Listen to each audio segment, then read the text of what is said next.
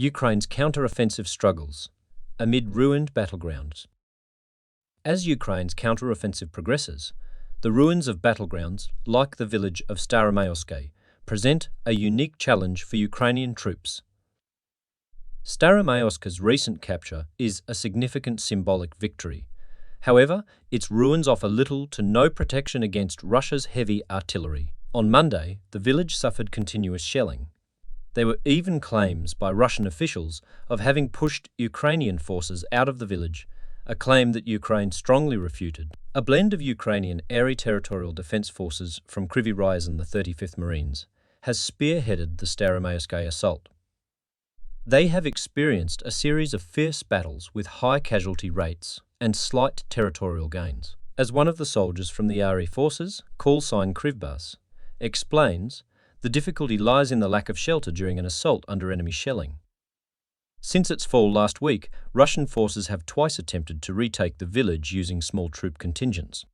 Complicating matters, the Russian forces hold positions on the eastern side of the river, giving them a natural vantage point for artillery attacks. Despite these challenges, Pentagon officials have hinted that Ukraine has started committing reserves to the fight, potentially speeding up its counter-offensive. However, concerns about Russian air power and Ukrainian troop exhaustion remain substantial obstacles. Drone strikes continue in Moscow.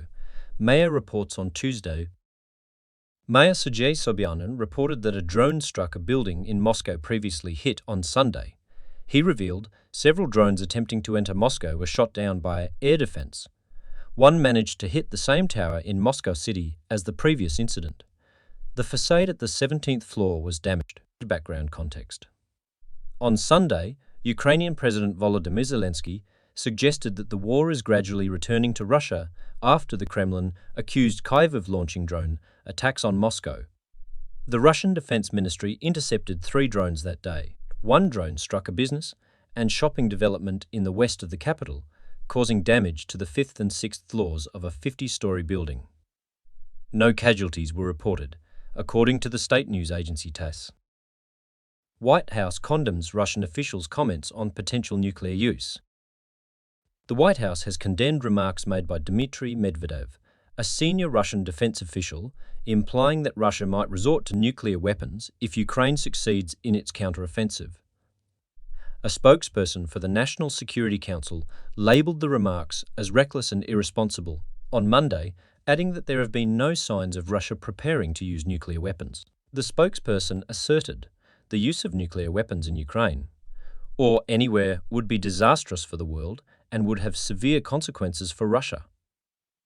While closely monitoring the situation, the spokesperson reassured that there is no need to adjust the US' own nuclear posture based on Russia's recent rhetoric.